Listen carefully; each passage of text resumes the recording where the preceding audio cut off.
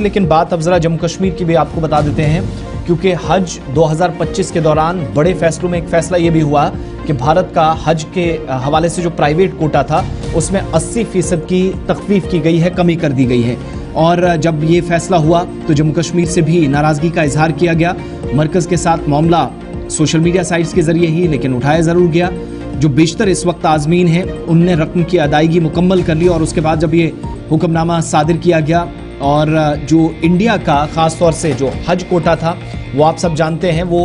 1,75,000 के आसपास रहता है या इससे कई बार बढ़ भी जाता है। लेकिन जब 80% हज कोटे में कमी की गई, तकरीबन 52,000 के आसपास ऐसे आज़मीन हज हैं जिनकी जो हज फॉर्म है वो कैंसिल किए गए,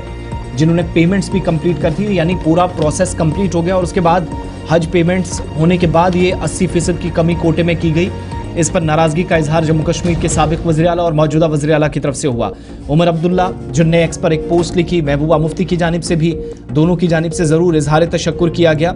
कि जो इक़दाम अब तक किए गए वो ठीक हैं, लेकिन जो कैंसिलेशन हो रही हैं, नाराज़गी का इजहार उस पर। द रिपोर्टेड कैंसिलेशन ऑफ हज slots for over 52,000 Indian pilgrims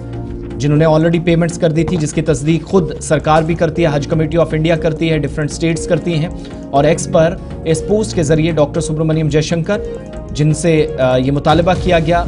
कि इस मामले में फौरी तौर पर वो एंगेजमेंट्स को आगे बढ़ाएं, कंसर्न्ड अथॉरिटीज़ जो सऊदी अरब के साथ हैं उनके साथ इस मामले के हल के लिए इक़दाम करें, उनके साथ बराह रास्त बातचीत हो, इस बात पर तवज्जो दिलाने की कोशिश हुई है उमर अब्दुल्ला की जानिब से। साबिक जम्मू कश्मीर के वज़ीर आला और PDP सदर महबूबा मुफ्ती ने भी इस खबर को इंतहाई तशवीशनाक करार दिया। 80% के आसपास जो प्राइवेट हज कोटा भारत का कट किया गया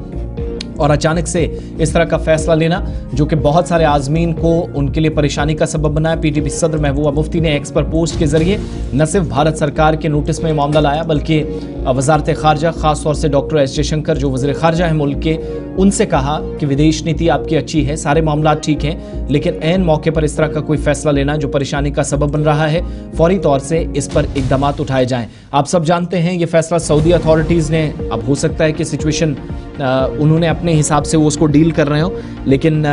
ज़्यादातर लोग ऐसे हैं जो पेमेंट्स कर चुके हैं। सबसे बड़ा मसला यही है कि आप पेमेंट्स करने के बाद इस तरह का फैसला ले रहे हैं जहां पर परेशानी बढ़ रही है और आने वाले दिनों में शायद मज़ीद मुसीबत उन लोगों के लिए बढ़ सकती है जिनने पेमेंट्स की लेकिन जाने का मौका नहीं मिला। अचानक से बीच में इस तरह का फैसला हुआ जिस पर नाराज़गी अब बढ़ रही है। हज